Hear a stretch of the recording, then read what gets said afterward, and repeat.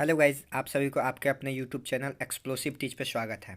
हम लोगों ने क्लास 12 के हिंदी के गद्य खंड का जो चौथा चैप्टर अर्धनारीश्वर था, जो कि एक निबंध है जिसके लेखक कौन है, रामधारी सिंह दिनकर है। ये निबंध हम लोग पढ़ रहे थे। तो हम लोगों ने आधा निबंध पढ़ा था और आधा हम लोग आज इसको कंप्लीट करेंगे। ठीक है। तो 5 पेज तक पढ़े थे, 6 पेज से आज पढ़ना है।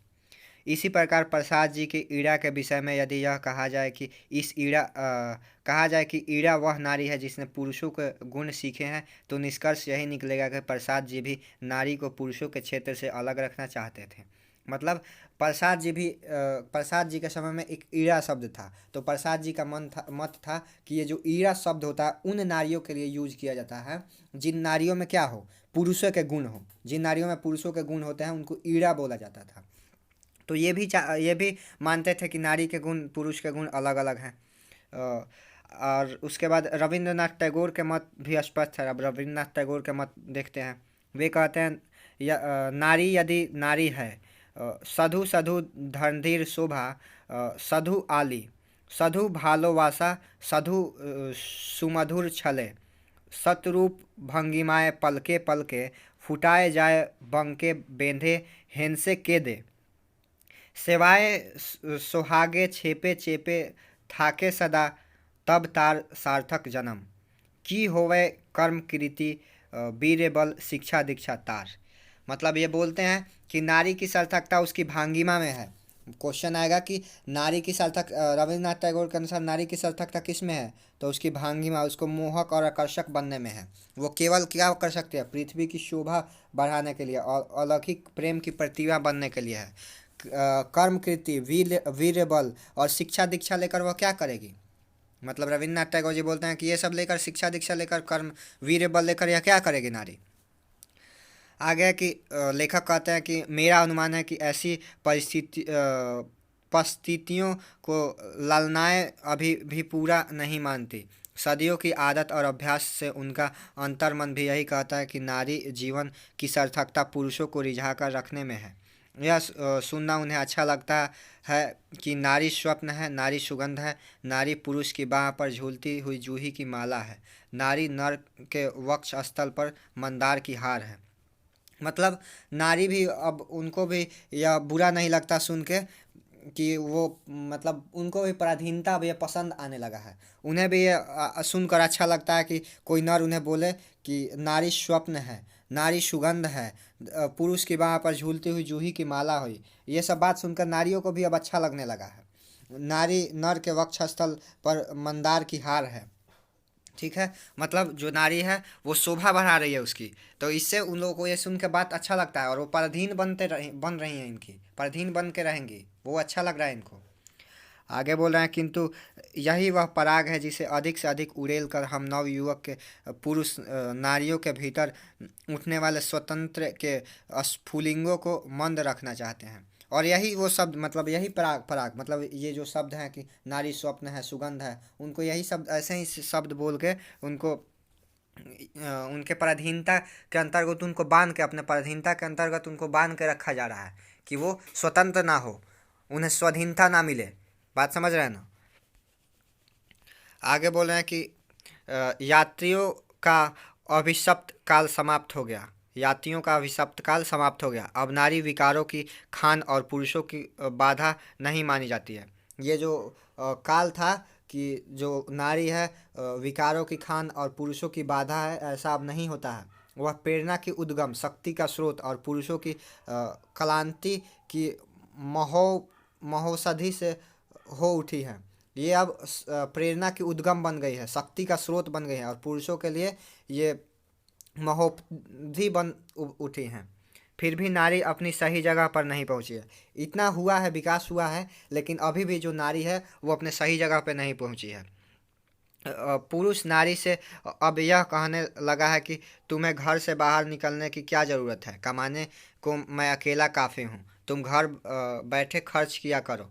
किंतु इतना ही यथेष्ट नहीं है। मतलब जो पुरुष है वो बोलता है कि नारी को कि तुम्हें घर से बाहर जाने की क्या ज़रूरत है, पैसा की बात है तो पैसा हम कमा के ला देंगे, तुम बैठो खर्च, पैसा को खर्च करो। किंतु इतना ही यथेष्ट नहीं है। नारियों का को सोचना चाहिए कि पुरुष ऐसा क्यों कहता है। नारी को भी ये सोचना चाहिए कि पुरुष क्यों कहता है कि हम कमा के ला रहे हैं, तुम घर में बैठ के खाओ।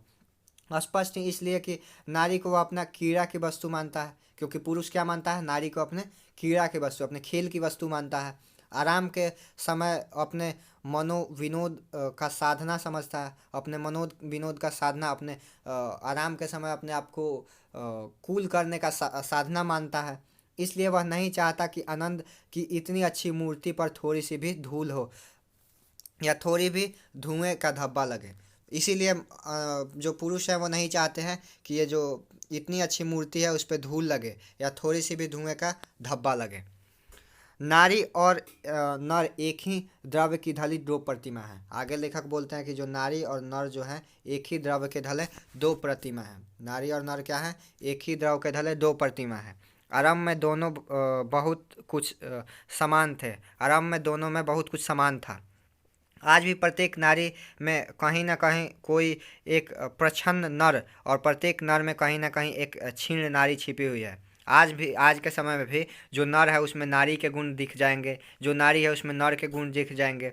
किंतु सदियों से नारी अपने भीतर के नर को और नर अपने भीतर को नारी को बेतरह दबाता रहा है। मतलब सदियों से ये जो नारी है वो अपने अंदर जो नर के गुण है उसको दबाते रहा है, और जो नर है वो अपने अंदर के नारियों के गुण को दबाता आ रहा है। परिणाम यह है कि आज सारा ज़माना को मर्दाना मर्द और औरतानी औरत का ज़माना हो गया है। मतलब आज का ज़माना कौन हो गया है, मर्दाना मर्द, माने मर्द अलग हो गया, वो अब उसका गुण बट गया है, और औरताना औरत उसका गुण बट गया है। पुरुष इतना कर्कश और कठोर हो उठा है कि युद्धों में अपना रक्त बहाते समय उसे यह ध्यान ही नहीं रहता कि रक्त के पीछे जिनका सिंदूर बहने वाला है उसका क्या हाल होगा। पुरुष इतना कर्कश और कठोर हो गया है कि वह यह नहीं सोचता कि युद्ध में अगर वो अपना रक्त बहा रहा है, अपनी जान गंवा रहा है, तो उस जान की खमियाजा किसे भुगतना पड़ेगा। और नौ सिंदूर वालियों को ही इसकी फिक्र है कि और नहीं तो उसके जगह पर तो उनकी राय खुले जहाँ सिंदूर पर आफत आने की आशंका है। और नहीं तो इन जो ये महिलाएं हैं उनको भी ये देख के अच्छा लग रहा है, उनको महानता फील हो रहा है कि हमारा पति युद्ध में मारा गया। उनको सोचना चाहिए कि वहाँ पे अपना राय रखना चाहिए कि आप मर जाइएगा तो मेरा क्या होगा। यही बात कहना चाहते हैं लेखक। कौरवों की सभा में यदि संधि का वार्ता कृष्ण और दुर्योधन के बीच होता तो कुंती और सॉरी, कौरवों के सभा में यदि संधि की वार्ता कृष्ण और दुर्योधन के बीच न होकर कुंती और गंधारी के बीच होती तो बहुत संभव था कि महाभारत नहीं होता। कौरवों की क्वेश्चन आता है कि कौरवों की वार्ता अगर कृष्ण दुर्योधन के बीच न होकर किनके बीच होती तो महाभारत नहीं होता। तो किनके बीच होती तो गंधारी और कुंती के बीच होती, क्योंकि ये माँ थी, ये समझती थी, ये थोड़ा बहुत सह लेती, क्योंकि ये अपने बच्चों को खून खराबा नहीं देखना चाहती थी। कोई माँ नहीं चाहता है कि उसका बेटा मर जाए, कोई औरत नहीं चाहती है कि उसका पति मर जाए। तो अगर कुंती और गंधारी के बीच में वार्ता हुआ होता तो संभवतः महाभारत नहीं होता। किंतु कुंतियों और गंधारियाँ तब भी निचेष्ट थी और आज भी निचेष्ट हैं। किंतु उस समय भी कुंती और गंधारी निचेष्ट थी और आज भी निचेष्ट हैं। बल्कि द्वापर से कलिकाल तक पहुँचते पहुँचते वे अपने भीतर की नरता का और भी अधिक दलन कर चुके हैं। किंतु द्वापर से अभी तक आते आते इनमें जो नरता थोड़ा बहुत था भी, मैंने नर के गुण जो थोड़ा बहुत थे भी, वो भी ये लोग उसको दबा दिए हैं पूरा तरह से। जहाँ कहीं फूलों का प्रदर्शन और रेशमी वस्त्रों की हाट है, नारियों अपने मन से वहीं जमा होती हैं। जहाँ भी फूल बिकेंगे, जहाँ भी रेशमी वस्त्र, नारियाँ वहाँ पहुँच जाएंगी, स्त्रियाँ वहाँ पहुँच जाएंगी। जिन कांडों से फूलों के बाग उजड़ते और रेशमी वस्त्रों के बाजार जलकर खाक हो जाते हैं, उसके संचालन और नियंत्रण का सारा भार उन्होंने पुरुषों पर डाल रखा है। और जहाँ पे ये फूल और रेशमी कपड़े नहीं मिलते वो सारा काम ये पुरुष करेंगे, और जहाँ पे एक फूल और रेशमी कपड़े मिलेंगे वहाँ पे ये नारियाँ जाएंगी खरीदने, क्योंकि इन्हें भी अब लगने लगा है कि हमारा यही काम है। आधी दुनिया उछलने कूदने, आग लगाने और उसे बुझाने में लगी है, और आधी दुनिया फूलों की सैर में है। आधी दुनिया उछलने कूदने, आग लगाने और उसे बुझाने में है, तो वहीं आधी दुनिया किस में है, तो फूलों के सैर में है। ना नर नारी के प्रचलित संबंधों का मनोवैज्ञानिक प्रभाव संसार के इतिहास पर पड़ रहा है, और जब तक यह संबंध नहीं सुधरते, शांति के मार्ग की सारी बाधाएं दूर नहीं होंगी। मतलब ये जो नर नारी का मनोवैज्ञानिक संबंध अभी चल रहा है कि ये नर का है, ये नारी का है, ये जब तक सुधर नहीं जाते तब तक शांति मार्ग की सारी बाधाएं दूर नहीं होती। ये जब तक सुधरेंगे नहीं तब तक इस पूरे दुनिया में शांति की स्थापना नहीं हो पाएगी। शांति की स्थापना करना है तो इसे सुधारना होगा। नारी को कोमलता की आराधना करते करते इतनी कोमल हो गई है कि अब उसे दुर्बल कहना चाहिए।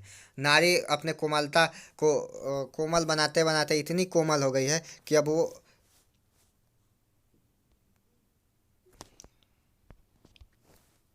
उसे दुर्बल कहना चाहिए। उसने पुरुषों से अपने आप को इतना विहीन बना लिया है कि कर्म के बड़े क्षेत्र में पांव धरते ही उसकी पत्तियां कुम्हलाने लगती है, और पुरुषों की कोमलता की जो प्यास है उसे नारी भली भांति शांत कर देती है। मतलब अब पुरुष भी ऐसा बन गया है कि नारी जहाँ, मतलब पुरुष के जो बड़े बड़े क्षेत्र हैं, बड़े बड़े खेती है, कि मतलब जो काम अभी पुरुष कर रहा है उस क्षेत्र में जब नारियां आती हैं तो उनसे वो काम नहीं होता है। वो उस काम में परास्त हो जाती है, क्योंकि वो खुद को इतने कोमल बना दी हैं, और इसका फ़ायदा पुरुष भी उठाते हैं। उन्हें भी लगने लगा है कि यह कोमल है और इन्हें भली भांति शांत करके रखा जा सकता है घर में। और स्त्रियाँ भी समझती है कि हम कोमल हैं और हम बस प्यार करने के लिए बने हैं। इस स्थिति से यार कैसे हो गया है स्क्रीन। इस स्थिति से बाहर निकलने का रास्ता वह नहीं है जिसे रोमांटिक कवि और चिंतकों ने बताया है। इससे बाहर निकलने का ये रास्ता नहीं है कि जो रोमांटिक कवि और चिंतकों ने बतलाया है, बल्कि वह है कि जिसकी ओर संकेत गांधी और मार्क्स करते हैं। गांधी और मार्क्स जिसके ओर संकेत करते हैं, आगे आपको बताएंगे कि गांधी और मार्क्स किसके।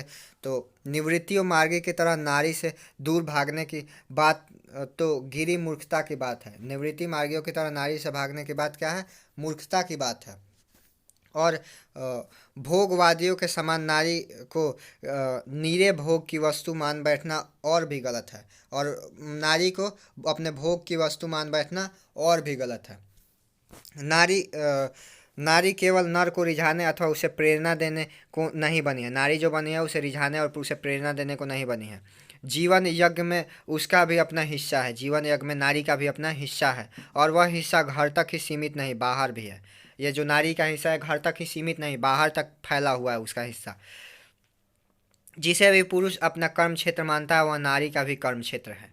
जो पुरुष कर्म क्षेत्र अपना मानता है कि ये कर्म क्षेत्र ये नारियों को नहीं करना चाहिए, ये हम करेंगे, उस पर नारियों का भी अधिकार है। वो नारियों का भी कर्म क्षेत्र है, वहाँ नारियाँ भी काम कर सकती हैं।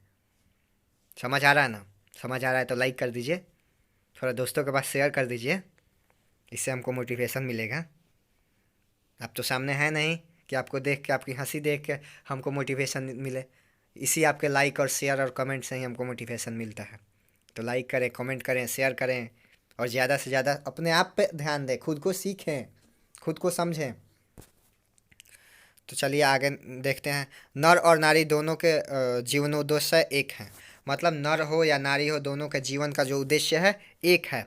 यह अन्याय है कि पुरुष तो अपने उद्देश्य के सिद्धि के लिए माने विस्तार का क्षेत्र अधिक कर ले और नारियां के लिए घर का छोटा कोना दे दे। मतलब यह अन्याय ही ना हुआ कि पुरुष अपने लिए सारा काम रख लिया और स्त्री के लिए क्या दिया कि जो छोटा छोटा कोमल काम है घरों में जो हो सकता है उसको स्त्रियों को दे दिया। तो ये अच्छा बात थोड़े है, ये अन्याय ही ना है। बात को समझिए। जीवन की प्रत्येक बड़ी घटना आज केवल पुरुष प्रवृत्ति से नियंत्रित और संचालित होता है। जितना भी जीवन की बड़ी घटना है वो पुरुष संचालित। ऐसा क्यों हो रहा है? स्त्री भी करना चाहिए, इसलिए उसमें कर्कशता अधिक, कोमलता कम दिखाई देती है। इसीलिए जितना भी बड़ा काम है वो पुरुष कर रहा है, इसी कारण से इसमें कर्कशता, मतलब गुस्से वाला, मतलब समझ रहे हैं ना, आक्रोश वाला जो भावना है वो दिख रहा है, कोमलता इसमें नहीं दिख रहा। तो यदि इस नियंत्रण और संचालन में नारियों का भी हाथ हो तो मानवीय संबंधों में कोमलता की वृद्धि अवश्य होगी।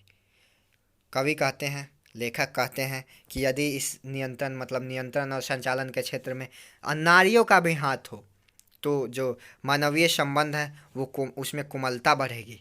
ये जो आज देख सुन रहे हैं कि यूक्रेन पे रूस हमला कर दिया, तो ये हो गया, चाइना इधर हमला कर दिया, उधर इस पे हमला कर दिया, ये सब नहीं होता अगर नारियों के हाथ में होता तो ये हमला नहीं होता। वो लोग अपनी कोमलता से दोनों को सुलझा लेते हैं। ठीक है,